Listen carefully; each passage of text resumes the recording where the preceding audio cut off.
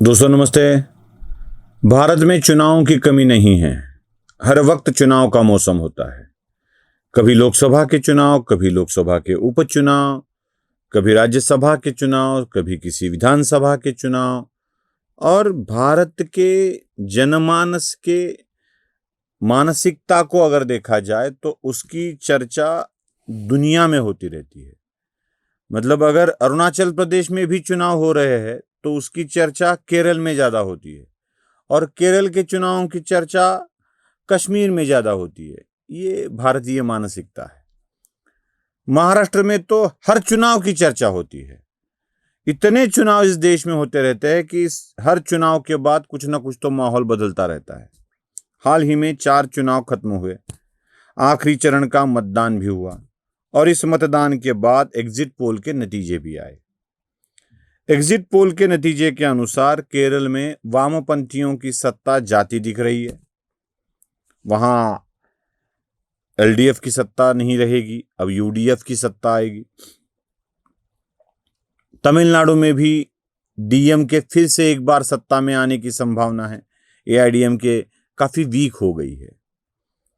तो India alliance के लिए ये 2 राज्य फिर से उनके पास आने वाले हैं, तो उनके लिए एक अच्छी खबर है।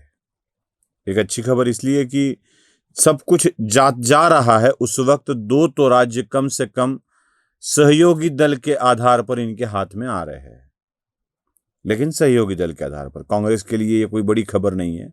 सहयोगी दल वहां पे अच्छे होते दिखाई दे रहे हैं।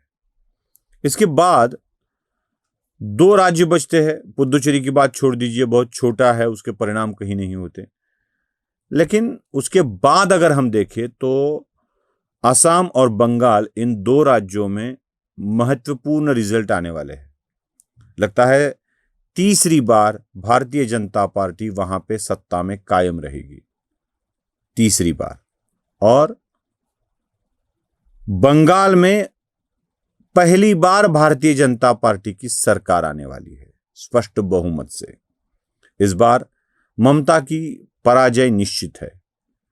ममता की पराजय निश्चित है, लेकिन वो किस आंकड़ों में होगी यह भी देखना आवश्यक है। अगर ममता 100 तक जाती है तो इस पराजय को हम करारी हार नहीं कहेंगे, क्योंकि अच्छे खासे सीट ममता के पास रहेंगे जो भारतीय जनता पार्टी को बहुत तकलीफ दे सके।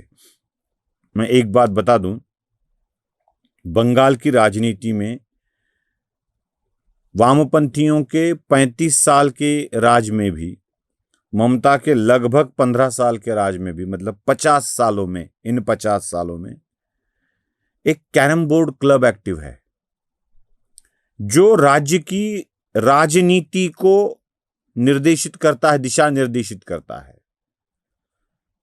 वामपंथियों के साथ जो कैरम बोर्ड क्लब था, वही कैरम बोर्ड क्लब उठ के ममता के पास आ गया। अगर भारतीय जनता पार्टी की सरकार आती है और वही carrom board club Bharatiya Janata party के पास आता है तो क्या कुछ खेला होगा समझ में नहीं आता है। छोड़ दीजिए, उस कैरम बोर्ड क्लब के बारे में कभी अन्य दिन बात करेंगे। लेकिन आज जो रिजल्ट आने वाले हैं उसके अनुसार मुझे जो कुछ भी दिखाई दे रहा है वो बहुत ही गंभीर है। असम और बंगाल में भारतीय जनता पार्टी की सरकार आने के बाद एक महत्वपूर्ण बदल होने वाला है, और वो क्या है इसे हमें देखना होगा। मुझे लगता है भारत की संसद में भारतीय जनता पार्टी को आने वाले दिनों में स्पष्ट बहुमत मिलने वाला है। मैं ये बात 2029 के चुनावों की नहीं कर रहा हूं। 2029 में जो होगा वो होगा, लेकिन आने वाले दिनों में भारतीय जनता पार्टी को स्पष्ट बहुमत मिलने वाला है। जो चीज रह गई वो पूरा कर पाएगी भारतीय जनता पार्टी, क्योंकि बंगाल चुनाव के बाद भारतीय जनता पार्टी में सम्मिलित होने के लिए जितने भी सदस्य तृणमूल कांग्रेस के हैं वह तुरंत भारतीय जनता पार्टी में आ जाएंगे। कुछ अपवाद जरूर होंगे, लेकिन बहुत सारे सदस्य भारतीय जनता पार्टी में सम्मिलित होने के लिए, विलय के लिए व्याकुल है। तो शायद आने वाले चुनाव के रिजल्ट के बाद एक बहुत बड़ा बदलाव राजनीति में आ सकता है। कांग्रेस के लिए एक बात तय होने वाली है।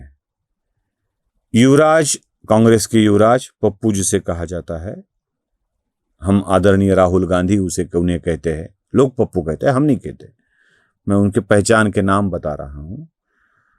युवराज अपनी पराजय की शतक पूरी करेंगे। किसको क्या मिलेगा, किसको क्या मिलेगा, ये बात अलग है। युवराज अपने पराजय की शतक पूरी करेंगे और जिस दिन युवराज का शतक पूरा हो जाएगा पराजय का, उस दिन कांग्रेस के लोगों को भी यकीन हो जाएगा कि ये बंदा किसी काम का नहीं है। और एक नई लहर, जो 100 का आंकड़ा लोकसभा में कांग्रेस ने पार कर लिया है, पिछली बार 55 था, इस बार 100 हो गया है, उस 100 के आंकड़े को भी शायद मोदी कम कर सकते हैं। अब आप ये कहेंगे मुझे कि वही तो तोड़फोड़ वाली राजनीति फिर से शुरू करनी है क्या? देखिए दोस्तों, अपना कद बढ़ाने के लिए दूसरों का कद छोटा नहीं किया जाता, ये इतना सच है। उतने ही एक सच्चाई ये भी है कि राजनीति में, युद्ध में और प्यार में हर हथकंडे जायज होते हैं। अगर आप संख्या बल का आधार लेकर सरकार की गति को रोकना चाहते हो, तो उसी संख्या बल का आधार लेकर सरकार को गतिमान करना आवश्यक होता है, क्योंकि वही देश हित में होता है। और यही काम मोदी करेंगे। तो 4 मई का इंतजार कीजिए। 4 मई को जो रिजल्ट आएंगे, उसके बाद उसका परिणाम लोकसभा में दिखेगा और एक भाजपा 2029 तक एक सशक्त स्थिति में चली जाएगी। नमस्ते। स्वधर्म जागृतीचा विधायक बुरुज